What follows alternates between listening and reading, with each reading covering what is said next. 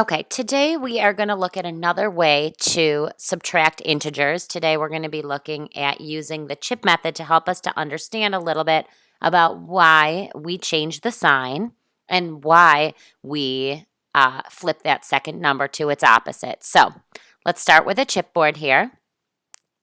What is the value of the chips that we have below? As you can see, I've got 5 positive chips and 4 negative chips. Therefore, we know that the value of the chips here is 1.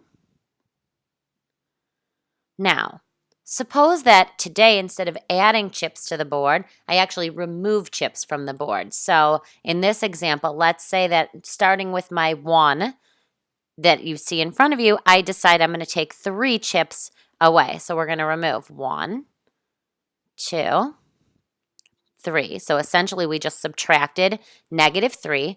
What are we left with after we take 3 away? Well, when I look here, I can see that I've got opposite pairs that cancel out. And what I'm left with is 4 positive chips. So when I took 3 negatives away, I ended up with 4 positives. Now let's see what that looks like as a number sentence. I started with 1. I took away 3 negatives. I ended with positive 4. All right, let's look at another example. What is the value of these chips? Once again, I've got 5 positive chips, 4 negatives. So to start with, we once again have 1.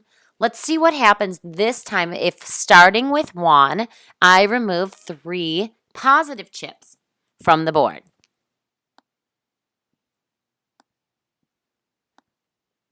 Okay, there they go. Took 3 chips away. Now that I examine this, I can see my opposite pairs that cancel out. And you can see that I'm left with 2 negatives. Let's see what this looks like as a number sentence. We started with 1, not just 1 chip, but a value of 1 on our board. We took 3 positives away and notice that we're left with -2. Let's look at another example.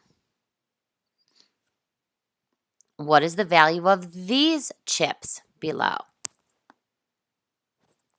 As you can see, I have 4 positives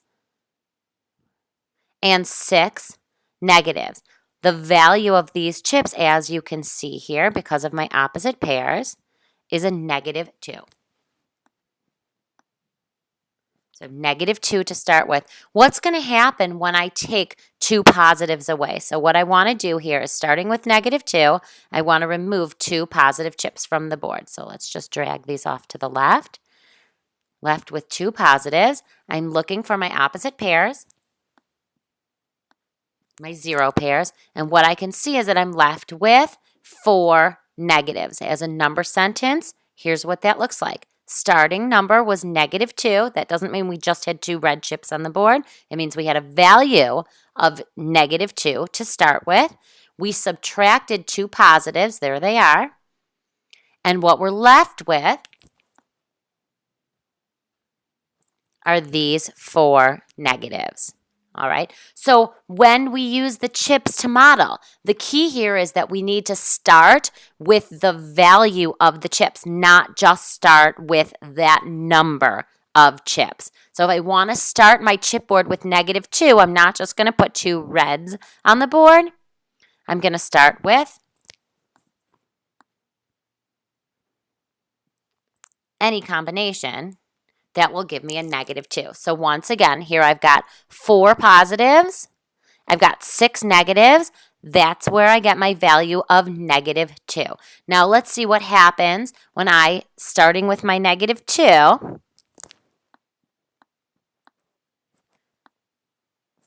if I remove 4 negative chips from the board this time. So let's take off 1, 2, 3,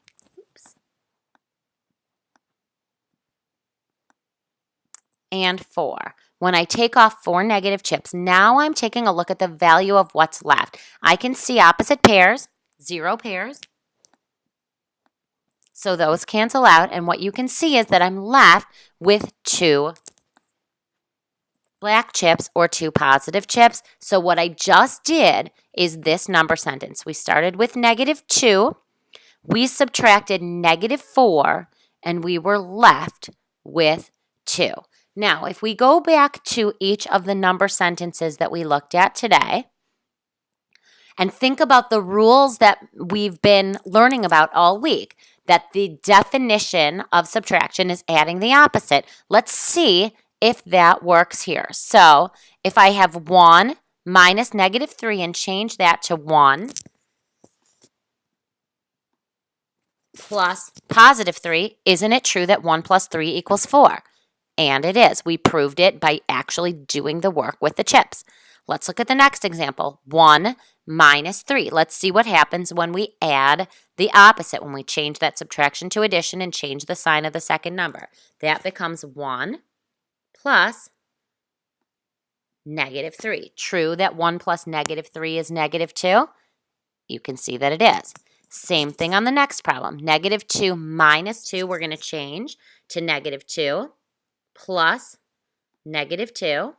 And notice that -2 plus -2 does, in fact, equal -4. And finally, -2 minus -4, we're going to change that to -2 plus +4. True that -2 plus +4 gives us a value of 2, and it is. You can see that. So it's just another visual here to help us to understand how the definition of subtraction works.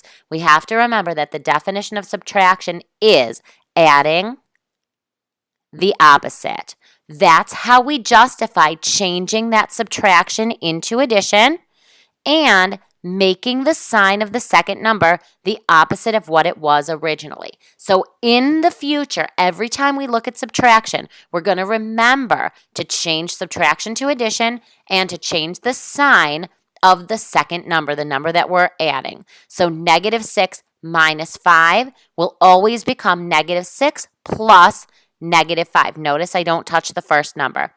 10 minus 14, first number stays the same, becomes 10 plus -14. We add the opposite. So hopefully this little visual was helpful to you, and hopefully I will see you guys back here on Friday.